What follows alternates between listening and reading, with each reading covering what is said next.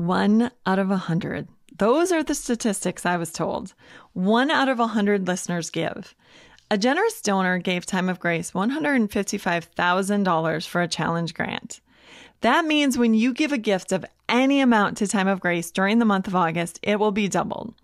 Now, I've been meeting a lot of you guys in person lately, and I think Little Things listeners are not the typical 1 out of 100. I think we're 1 out of 5. In truth, I think we are one of a kind.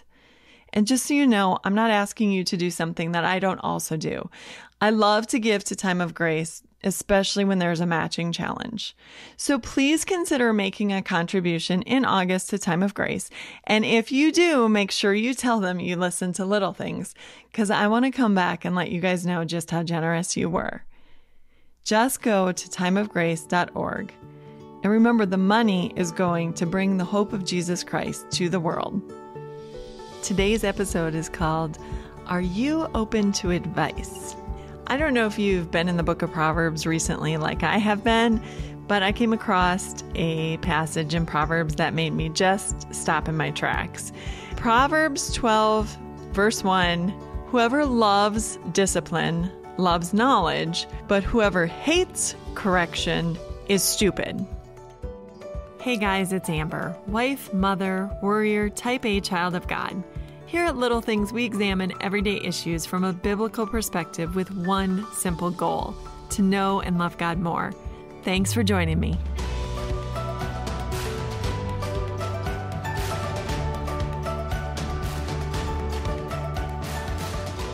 It was the word stupid that caught my attention. First of all, I thought, wait a second, did I just read that? Is that in the Bible? That's in the Bible, right? Okay, so it said stupid. So I went back and I wrote it down and I kind of thought, okay, I need to break this down because I don't want to be stupid. I certainly don't want to be stupid in God's eyes. So what is he trying to get at here? So first of all, I thought I got to figure out what discipline is, right? The dictionary definition is the practice of training to a code of behavior. I like to say that discipline is correcting the bad while rewarding the good. As we train our children, it's not just a matter of, telling them when they do something wrong. I have found with my own children, the most powerful motivator for them really is the positive reinforcement. So if I want them to do something good, then a lot of times it's me acknowledging, hey, that was awesome when you did that. Thank you so much for doing that. I noticed when you did this. So it's not just a matter of, correcting the bad or pointing out the bad, but also, rewarding and acknowledging the good. So discipline, first of all, is that idea of, feeling the bad effects or the consequences while also feeling the good, what comes that is good when you do something right. So it's not just one way. So whoever loves discipline, that means that training and experiencing the bad, but also noticing the good, loves knowledge. So what is knowledge? Knowledge is what is known. It's the facts, the information, the skills acquired through experience or education. Now, this is what I've learned mostly because I'm a third child. So you don't have to actually experience everything. You just need to pay attention or take note of what others are doing and the consequences or the praise that they get for what they do to learn from their experience. So I didn't have to do and make all the mistakes of my older siblings. I could just watch them and go, ooh, I don't think I ever want to do that because that did not turn out well. And, not just in a sibling relationship, but you don't need to drink to excess to experience the hangover in order to figure out that might not be a good idea. If you go out with friends and you see someone really binging on drinking and then talk to them the next day and they can barely move, you can ascertain the same thing. You don't have to experience it. You just need to be aware and take note and watch what's going on. You don't have to own a huge yard to understand how much time it's going to take out of your week to mow or rake or to keep up with it. You can just visit a friend who owns several acres and ask them how they spend their week. And you can kind of get an idea from what they're going through. So it's really a matter of this knowledge, this accumulated knowledge is just a matter of going through life with your eyes open, your ears open, taking note, seeing what really works for people and what doesn't. You see this all the time on social media. Someone posts a picture, they've lost 50 pounds and everybody's like, hey, what'd you do? And of course, no one wants to hear, I quit eating A, B, C, D, and E. And I started instead taking walks and doing all this other. Everybody's sort of like, please tell me there's a super quick and easy way to just lose weight magically overnight. So anyway, that's what knowledge is. So knowledge is just this idea of acquiring skills, information, facts that's going to teach you something, right? So if you love discipline, you love knowledge, but whoever hates correction is stupid. So I had to look up what stupid was, and it means having or showing a lack of intelligence, common sense, or showing a disregard for what is evident. So if you're going down the highway and the sign says, hey, the speed limit is 60 miles per hour, but you're going 80, and the person in the car next to you says, hey, I think the speed limit is 60 miles an hour. And you're like, nah, that's for everybody else, not me. That's stupidity, right? It's not paying attention to what is obvious, what is evident. The training would be if you're pulled over and you get a $300 or $400 ticket and higher insurance, that might remind you the next time you're going down the highway that you should maybe pay attention to that speed limit sign because it is what is evident and you're not immune from that. So common sense will tell you, hey, last time I did that, I had a negative reaction. I had a negative consequence, so I don't want to be there again. I've mentioned, and most recently in my interview with Dr. Bruce Becker, that was called You Are Gifted for More, that strategy is my number one trait for personality. And in Dr. Bruce Becker's career, he's had these positions that having a keen sense of what needs to happen or what could bring about improvement has been just this total blessing to him. Whereas for me, it's been mostly a curse. And I think that's because I have found that most people do not want to hear, hey, have you ever thought about doing it a different way? Or you know what I've noticed? Or when I tried that, it did not go well. And what I found worked really well. I've just found more often than not, people really don't want unsolicited advice. So I've learned to just ask, hey, did you want to know, or would it be okay if I told you what I thought? Or sometimes I don't even ask. Sometimes I just keep my mouth shut and just wait to see if they want to know. But earlier this year, I got together with 3 friends for a weekend, and we were sitting and chatting one night, and I was mentioning, we were talking about this very thing, like unsolicited advice and should people listen or not listen? And when do you say something to somebody or don't you?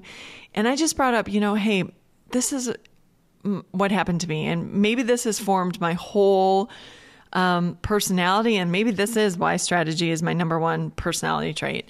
But I went to school for creative writing and literature. And the very first class that I went, that I was part of was a writing workshop where we all wrote something. We'd write a story and then we'd make however many copies there were for people in the class. We had to give it to them. And then our job was to listen to their thoughts on our story. So sometimes they'd be like, well, this doesn't make sense at all, or I don't believe this, or this is unrealistic, or this whole part needs to go. It doesn't add to the story. It's distracting, whatever. And freshmen in a writing workshop are so obvious because they're the ones who are going, well, actually it did happen. And so it's not unrealistic. Or they'd say, well, I disagree because of ABCD. And what you learn very quickly, right away in the first couple of weeks, the writing instructors will tell you, listen, you have to decide if you're here to learn or if you just want to justify all your mistakes or all the things that you do, because that's a very different path. If you want to learn, we're here to tell you how to make a better story. But if you're just going to ignore and disregard our criticism, or if you're unwilling to listen, then you are going to leave this workshop with the exact same skill level as you entered it. And so not only was I trained to accept criticism, but also to welcome it. And besides that, I was put in a situation where it was my job as a participant in this workshop to offer my suggestions to other people on a weekly basis, to all the people in the class. So that was the whole role, is we read these stories critically and said our, thoughts on it. And we were going through at the same time studying, all the great writers of the time. And so we were critically learning what they did to make a good story at the same time that we were trying to help others make good stories. So with that as a backdrop, I go out into the world not realizing that everybody hasn't been in my writer workshops and that they don't all have the same frame of mind. They haven't been taught that, listen, if you're going to learn, you're going to have to accept criticism. And you're going to want the people around you, you're going to want their opinions because they're going to make you far better. So listen to them. Listen to what they're telling you to do. When they say something, take note of it. A little hard when the rest of the world hasn't been in that predicament. But we're told that insanity is doing the same thing over and over and expecting a different result. And yet we all do it. There are things that we have all struggled with for how many years, whether it's your weight or the clutter in your house, or you're saying, oh, I never have friends, or I don't get out with my friends that much. And yet every Friday night, what do? You sit down with your book or your remote control instead of reaching out and texting a friend and saying, hey, do you want to go have supper? Or do you want to go do something? And so we all fall into these traps of doing the same thing over and over and over, and then complaining that nothing changes and that nothing is different. One of the things that I've really noticed this year is the whole speck and plank thing that Jesus said. He said, and I'm paraphrasing here, he said, why do you look at the speck in your brother's eye all the while having a plank in your own? So we all do it. We can all see what's obvious to us is how other people need to change, or things could be dramatically different if they just did this. And yet none of us can see our own failings. We walk right into the same traps day after day after day. And that whole insanity thing, we just don't understand why nothing ever changes. So several years back, I discovered something that has kind of made a difference in my life. And it's been of note because I discovered the power of 10 minutes. So when my kids were much smaller, I still picked them up from school. And so I'd look at the clock and I'd have 10 minutes until I needed to leave, right? And I'd think, oh, I'm not going to get anything done for 10 minutes. So I'd just whip out my phone or go sit at my computer and I'd scroll through Facebook for 10 minutes. And then I'd get in the car and go pick them up. And one day it occurred to me, I wonder what I could get done in 10 minutes. And so I did my dishes. And I was like, wow, now I'm going to come home to a clean kitchen. And so the next day I was like, I wonder what I could do today. And I folded a basket of laundry. And so it became this little challenge for me, like the power of 10 minutes. What can I do in 10 minutes? And I found I could accomplish a lot. You can read a chapter in the Bible. You can sweep your floor. Sometimes if it's not too dirty, you can sweep your floor and wash your floor. Or, you can clean your entryway or wipe down the bathroom or whatever. I mean, there's so many things that you can do in 10 minutes. And by disregarding those 10 minutes, I didn't realize that I was not only not accomplishing anything, but I was setting myself up for walking into the same old mess and just sort of being deflated just walking in the door. But to do the opposite, accomplishing something, when I walked in the door and I saw, oh, the kitchen is cleaned up, that sort of motivated me to want to do more. And it's like that for anything. The power of 10 minutes is if you really struggle with prayer, just do it for 10 minutes. It's a beautiful day right now. So I just took 10 minutes, walked up and down my driveway, and I prayed. And, 10 minutes in the Bible, like I said, reading a psalm or two can just totally take you out of your here and now and refocus you on God and his thoughts and views instead of just getting stuck in your own little rabbit hole and your own little thoughts and struggles. 10 minutes of being grateful. Take 10 minutes and call your mom. If you still have a mom in your life, that's amazing. Take 10 minutes and call her. So to get back to the knowledge, the discipline, and not living in the stupid way, maybe you don't have people around you who can suggest a better way or offer your guidance. What do you do then? Well, I've got 3 things. First of all, look at what you've Googled lately. So a lot of times we Google the things that we really want help with, right? So you Google, what can I make for supper? Or quick and easy supper suggestions.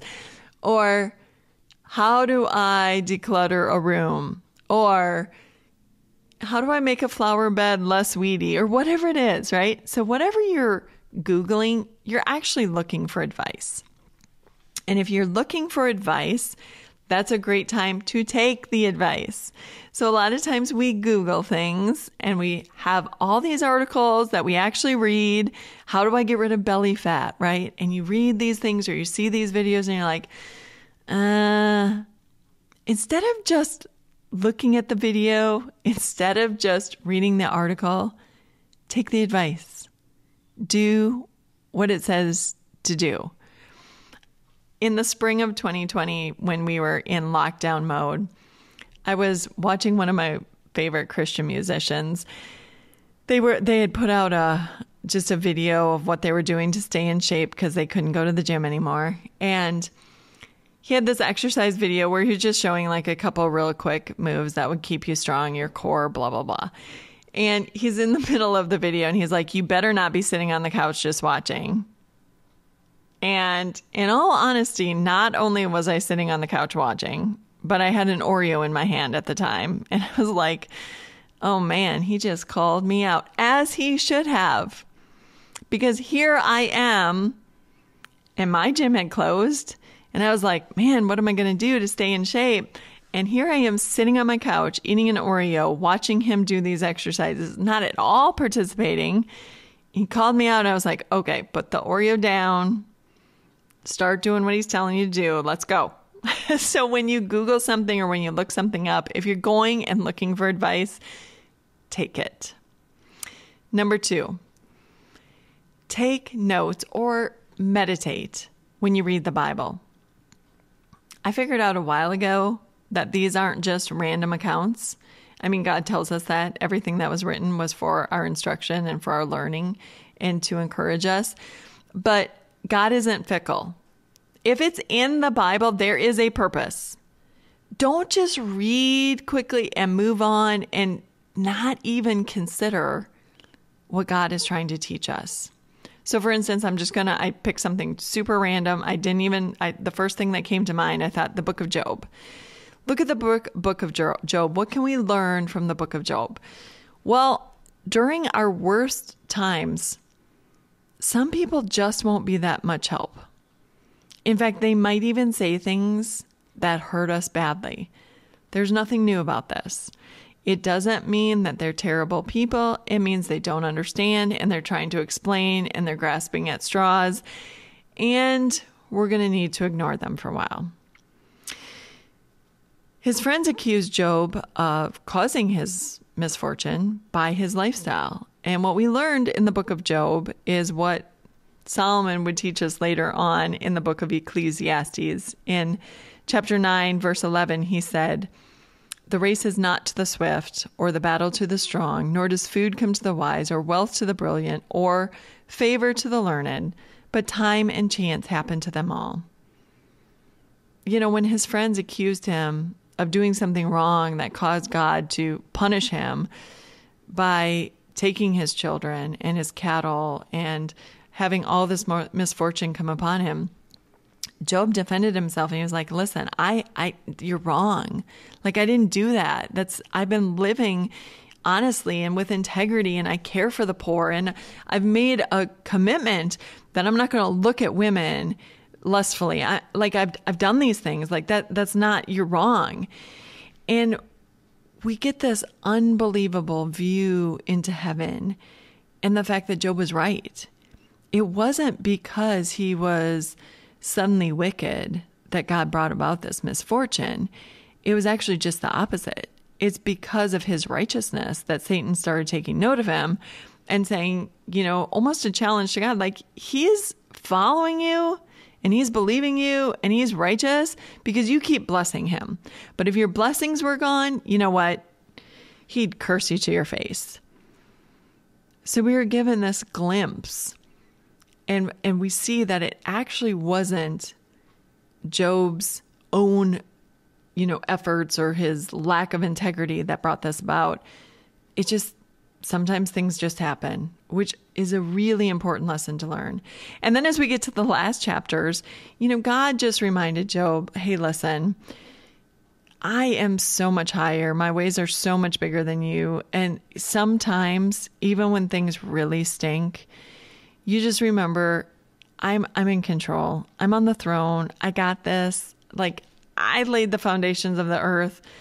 I formed all the animals. I make things all sort of work together. So I think I can handle this. And, it's the lesson that I need to learn. When I'm in the middle of a storm, I need to learn time and time again. I don't have to go to God and tell him all the ways to fix this and make it right.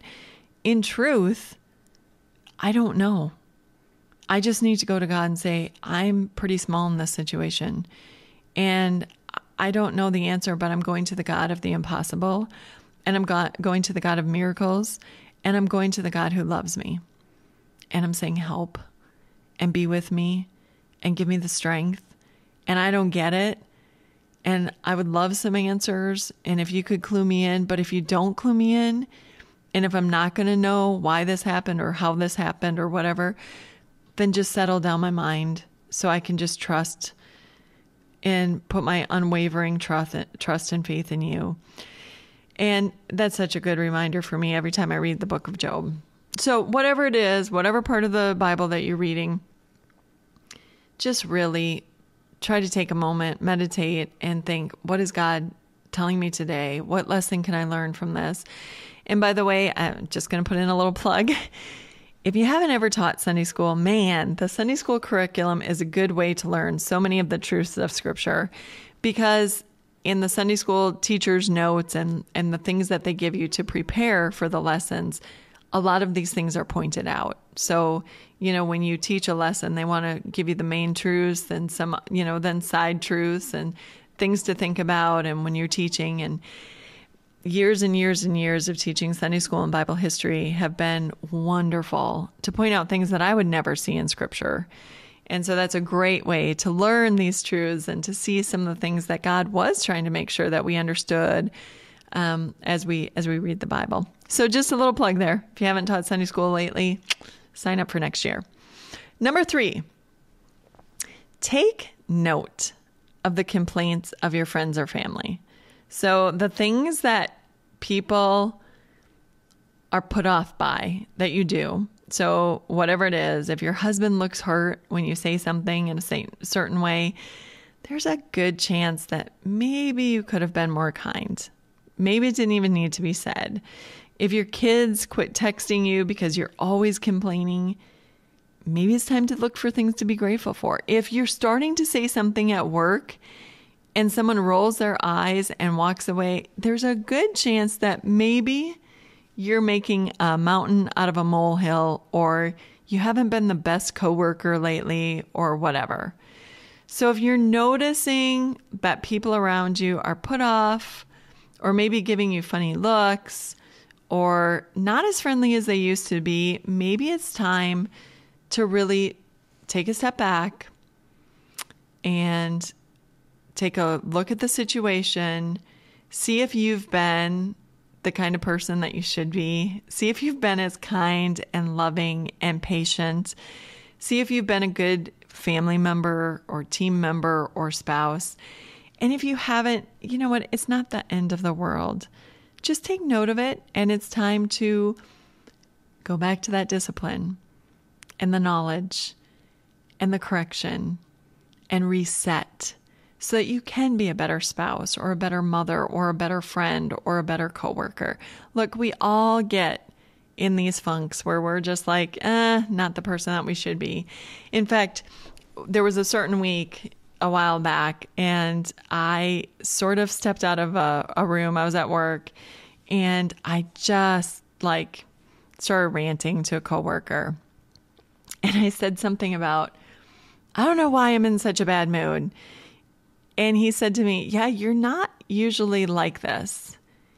And when he said that, it was just like the slap, that I needed. And I went into another room and I did something, and I came back and I apologized. And I'm like, I don't know. I woke up on the wrong side of the bed today, whatever. I'm sorry. You don't deserve to hear me just complain and rant, and I'm going to work on my attitude. And, I'm sorry. So when people around you make those statements, or they're like, don't seem like you're quite yourself today or whatever, just take a step back. Maybe it's time to apologize, take a deep breath, ask the Lord to create in you a clean heart and restore the joy of his salvation. I love to pray that, and see if you can reset and make things a little bit better. Tom Stoppard said, we give advice by the bucket, but take it by the grain. And I think that's something that we need to think about. Taking advice is pretty important. And being open to what other people are trying to show us, what they're trying to tell us, or even when they're just saying, hey, you've come on a little strong lately. If you could take a step back, or I would really appreciate if you did this. Take note of those things. Don't just immediately start justifying how you're doing things or saying, well, if you knew what I went through. There's a time and a place for that, but sometimes we just need to embrace discipline, get the knowledge that we get from each situation, and accept correction, because the Bible tells us if we don't, we're stupid. And I don't think any of us want that. This has been Little Things, because in God's kingdom, the little things are the big things. My friends don't have to wonder what I like or don't like, because you may have guessed this about me, but I'm not one to keep the good stuff for myself. If you know someone who would benefit from this episode, send it to them.